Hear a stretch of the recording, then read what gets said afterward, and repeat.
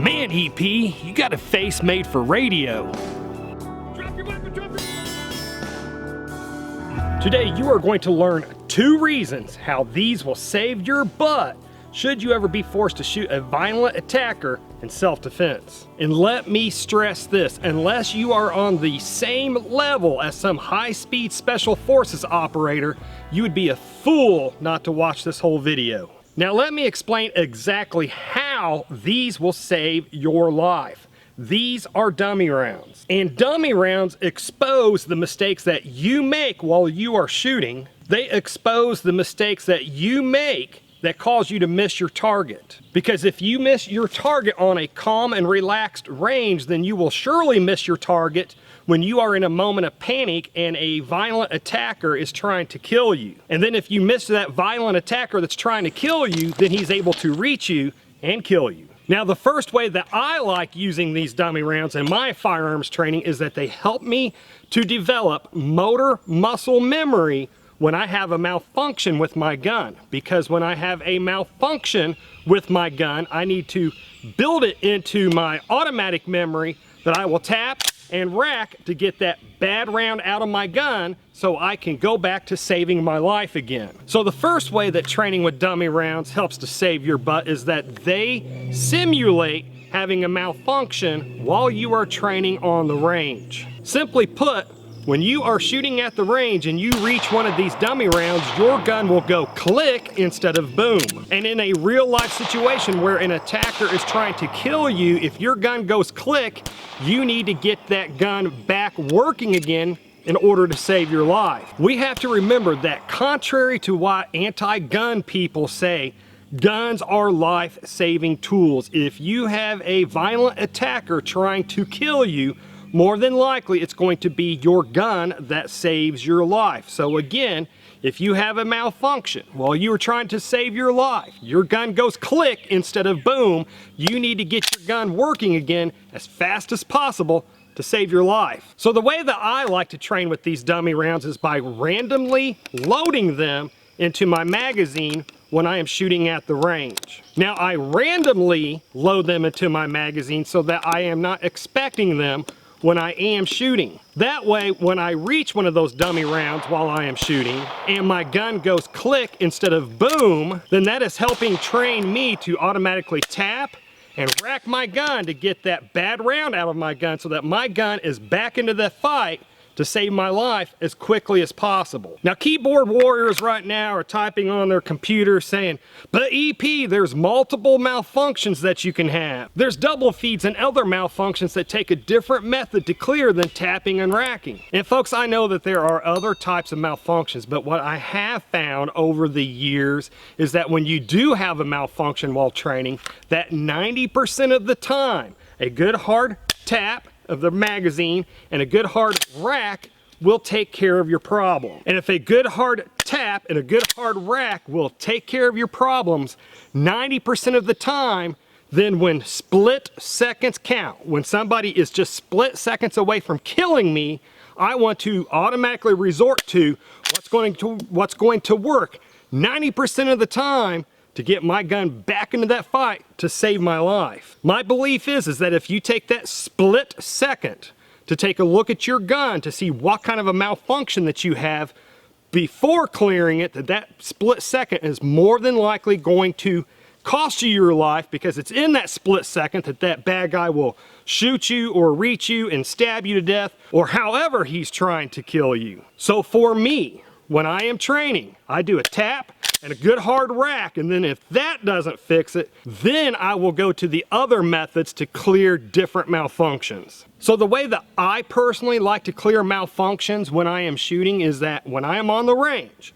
and again I'm shooting, and my gun goes click instead of boom, I like to bring the firearm up in front of my face. This way I can see my firearm and my threat. And then I like to give the magazine a good hard tap, and then I come over the top to give it a good hard rack to get that bad round out of there. Now when I come over the top, I'm using my palm and I'm pulling backwards as I push forward to get that bad round out of the gun. Now if you notice, I do not use my fingers like this to get that bad round out. And the reason is I have been involved in critical incidents, and I know how slippery your fingers can get in a critical incident.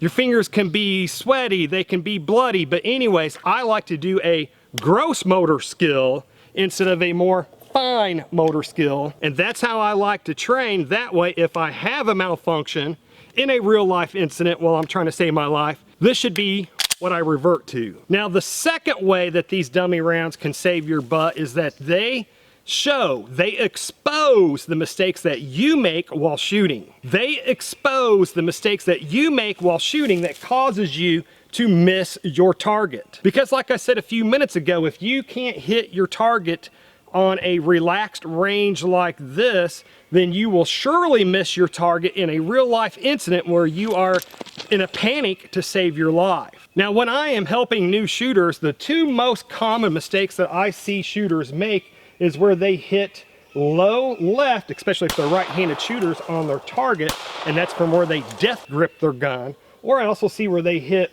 kind of low center, and that's where they're slapping the trigger, or they are anticipating the shot right before their gun goes off. And it's not unusual for when people are slapping their triggers or anticipating the shot that I see a lot of times where the bullets don't even hit the target, they hit the dirt below the target. But the way that these dummy rounds expose these mistakes is that when they are shooting and they reach one of those dummy rounds and their gun goes click instead of boom, if they are death gripping it or if they're slapping the trigger or anticipating the shot, I will actually see their firearm move when it doesn't go boom. Simply put, the only reason why your gun should move is because of the recoil. If you pull the trigger and your gun does not go off, your gun should not move at all. And you should see in this example video that I filmed where I do what is correct. When I reach a dummy round and my gun goes click instead of boom, you can see that my firearm barely moves or doesn't move at all. But now I want you to see in this example video that I filmed, where I filmed what not to do, you can see that when my gun goes click instead of boom, you can see how much my gun moves at that point.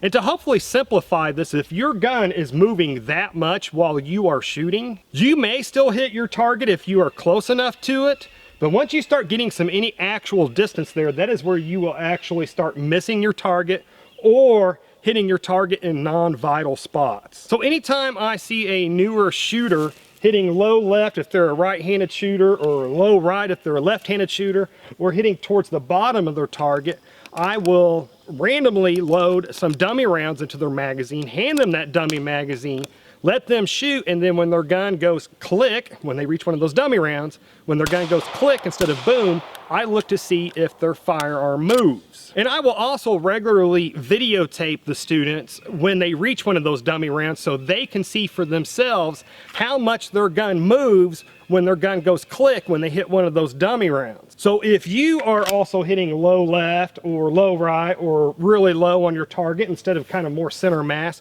you may even consider videotaping yourself when you hit one of those dummy rounds so you can see if you are causing your gun to move real bad when it doesn't actually go off. But the most important thing for me is that dummy rounds help to instill in me that when I have a malfunction, that I will automatically tap and rack my gun so that I get my gun back into that fight as soon as possible to save my life. And if you buy these dummy rounds for training, I really suggest that you get the dummy rounds with the metal casings and the orange tips. You can buy the completely orange all plastic training rounds, but what I have found is those all plastic ones don't last nearly as long as the ones with the metal casing. So the ones with the metal casing are usually a little bit more expensive, but you will get your money's worth out of them. So what other drills do you add into your firearms training? Do you add in things like exercising before you shoot so that you get your heart rate up? What other things do you add in?